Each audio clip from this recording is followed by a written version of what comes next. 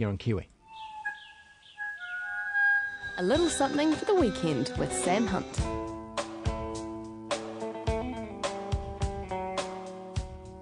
It is the only way to get into the weekend with Sam Hunt. Good morning, Sam. Oh, look, Whammo, how are you? I'm good. I was just about that fella was getting a bit soporific with that fella singing just before. Yeah, from the Sounds of Dunedin, John White. The Sound of Dunedin? Yeah. I haven't heard that sound before in Dunedin, Yeah. I've heard lots of other sounds. No, I'm sure. I've been listening to a lovely new album. It's not released yet, but including a couple that I wrote, actually, for David Kilgour's.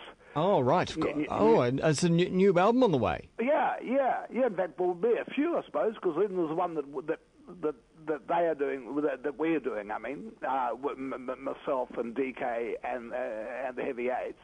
Will this be a continuation of the style of the last one? No, it won't, because I'm doing the lead vocals in this one. Oh.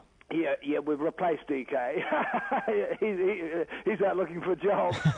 No, far from it. He's writing some phenomenal stuff. Of course, he's also got his other life in the clean. Yeah. And speaking of other lives. Well, today I've got to fly. I'm flying on a flight which goes direct from Whangarei to Wellington, which is very handy because I don't have to stop in Auckland. And Pity about the landing in Wellington, though.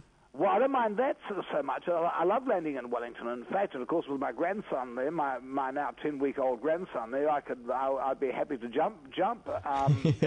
But the only things, I'm flying on one of those planes that they're having problems getting the front wheel down. Oh, yes. So I'll be suggesting to the captain that we maybe tie a little bit of string around it or something. I do like the name of that aircraft, the Bombardier.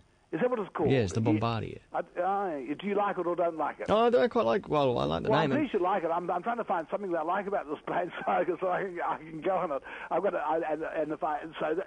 so hopefully I do. I mean, I will have a life after this flight in the Bombardier. Bombardier, I think they call it. Bombardier. Oh, what did I say? Bombardier. Bombardier. Oh, you're right. Some rather continental expression. I don't know where you picked that up from. I say I'm on the Bombardier today. You are on the Bombardier. Well, I'm going down there, and then tomorrow, I and the Waratahs and others are performing in some place in Martinborough, and it's not a vineyard. I gather it's not a vineyard, but it's a big house, and they got us on the veranda. So it's a daytime job. And so that's quite. Well, I'm looking forward very much to seeing the Waratahs again. Yeah, great. Old friends, and we're going to do a few numbers together as well. We'll do the one that we did on one of their albums. What's that called? Cape Turn Again, and another one we do. And so we've been working on those, and we're going to give those a kick tomorrow. Yeah. I'll tell you who I've been reading. I've been over the years. I've been doing our 10 minutes on a Friday morning. We're all coming for the weekend. Or as I explained to my son out today as I drove him to the school bus, I said, Poets Day. He didn't know it. I thought he would know. I said, today, Poets Day today. He said, what do you mean? I said, Poets Day, piss off early tomorrow, Saturday. Yeah, that's it. He didn't know that. I thought he'd know that. Anyway, but on our Poets Day, I've often mentioned, or seem to have mentioned, quite a few Scottish poets. Not because I have any particular connection to the Scots. I love them, and I have huge bloody respect for them, and I cry every time I hear bagpipes outside. But people like George Mackay Brown, whose poems I've loved, and then you may remember the one that we've done quite a few poems of, Tracy Heard. Remember she wrote the book Dead Redhead? Mm-hmm. She's great. Well, a poet I mentioned last week or the week before, I've been really enjoying him again so much. He's just like rediscovering something that you sort of almost forgot how good he was, is the Scottish poet Norman McCaig. Norman McCaig. If anyone's interested in checking out a video, if you look at, just type in Norman McCaig, spelled M-A-C-C-A-I-G, McCaig. There's a beautiful interview with him on a video, which comes up on the Googler thing. Yeah. Yep. But let me just read you just he's very simple. He's in the interview that's on the Googler. he talks about inspiration. The interviewer says, you know, you're a poet who obviously relies on inspiration. And he says very, very urbanely, you know, says, well, actually, I don't believe in all that stuff. If you think I'm going to be waving my head around and head in the clouds, that's not inspiration.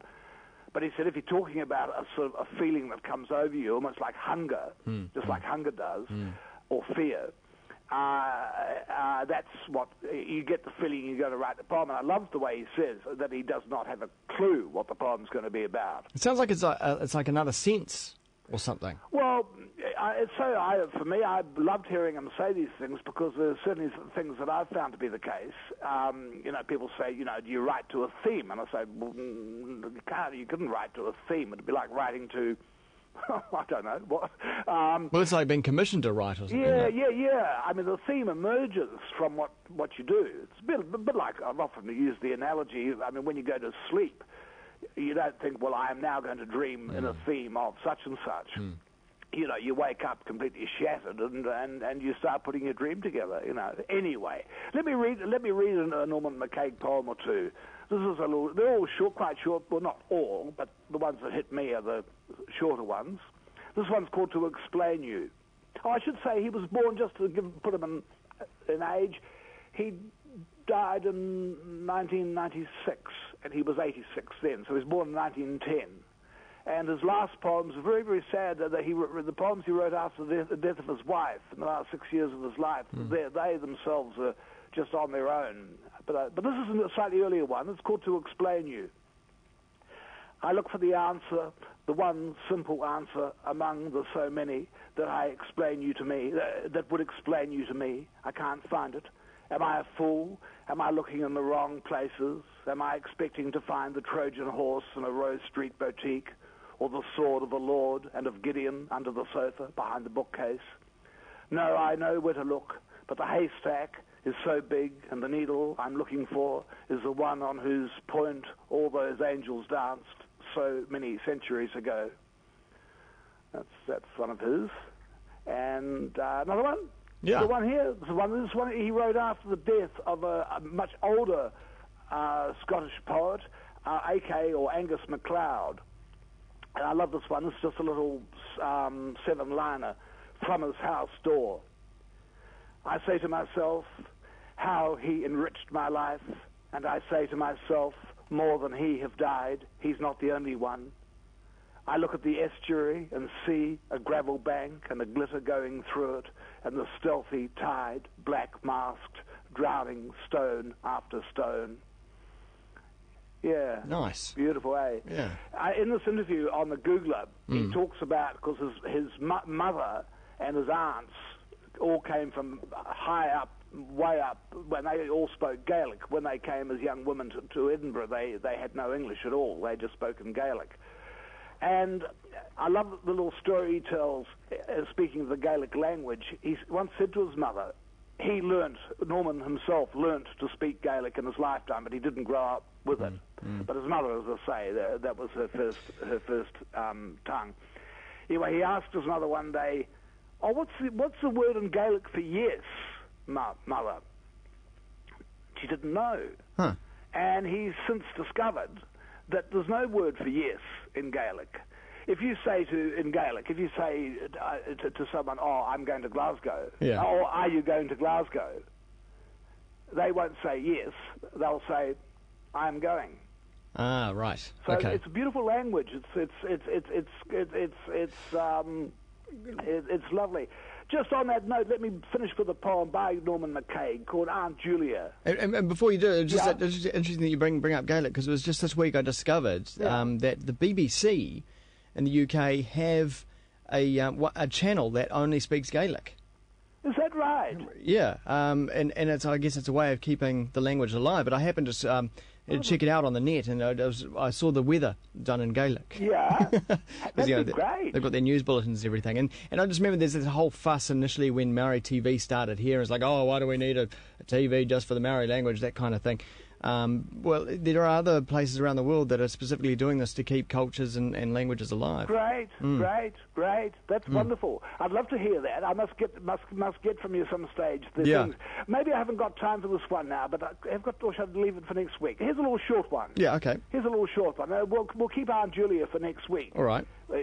Which starts off, Aunt Julia spoke Gaelic very loud and very fast. But this is a little short one to finish off, a little something for the weekend. This is again Norman McCaig. It's a little, he likes the short poems. This is a little 7-liner. Among the talk and the laughter, why does he fall silent? Why does the terrible, sad look tell he has gone away?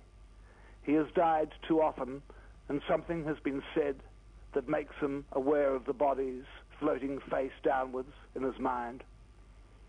Wowzers. It's beautiful, isn't it? Yeah. He's a lovely poet. You know, I don't have any great ambition for big travel. I was offered yesterday. I've just been offered a trip to New York, you know, to do something, and I don't know. I'm sort of happy just sticking around here, but if I went anywhere, I'd love to go to Scotland. Up in the Highlands. Speaking of nice things in the Highlands, on our land here, we've just had a whole lot of beehives gone on this morning. 25 beehives. And why is that? Is that to pollinate the orchards? The honey. Yeah. And I like the buzz. I like the buzz of them too. Yeah. Because you notice when there's no hives around, there's just no bees. I mean, it just makes sense, and that's certainly a problem in Auckland City over the summer. Well, we're sort of hopefully doing something about that problem up here, you know. And beautiful. I love bees.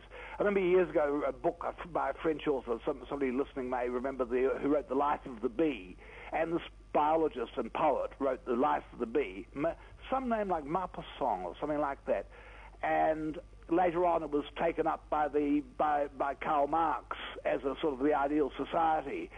And the beekeeper, the poet, got angry because he didn't like his bees being used as political sort of stuff, you know. I can see what he means, though. Yeah. Yeah, but of course. Hey, well, look, Whammo, have a good weekend. I'm off to dig a few ditches in the Wairarapa. Good-o. I'm off to Warkworth for the weekend, actually. So, are you? Yeah. That's a rather smart little town. This isn't it? Yeah. Oh, it's more specifically Mahurangi College.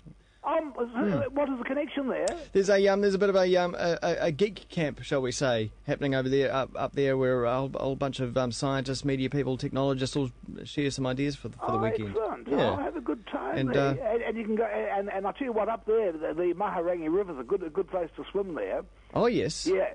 So you can pop down the bank for a smoke and a swim. Is that right next to the school fields there? Ooh, not sure. That's a while since I've been there, but I remember being out there. Yeah. Somewhere, some other strange connection which I can't remember right now, which is probably best forgotten. All right, thanks, Sam. On that uplifting note, I'd like to wish you a very happy weekend there, Whammo. And you too. And the good people at Kiwi FM. See you, Sam. See you, Whammo. Bye. That was a little something for the weekend with Sam Hunt, only on Kiwi.